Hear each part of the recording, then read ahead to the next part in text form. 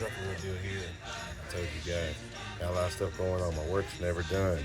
Once I get my personal life caught up and my truck caught up, I can be more of a YouTuber. Right now, I'm a guy trying to keep his business together. I'm gonna have my nephew hold the phone here. Hold the phone right about here for me. Hold it right there. All right, stop, don't move it. All right, no, two hands. Here. Here. Go back behind the camera. Scoot that out there. There you go. All right, here you go. Now hold it right there. And you see where I'm at. Put two hands on it. Thank you. So we see this. Is it connected? All right, we see this right here. Now this is how you know when your carrier bearing's bad. See that? That's terrible. I have there is oil and grease leaking out here from the bearing or the fluid, whatever they use. It's toast. I'm doing 3 new U-joints.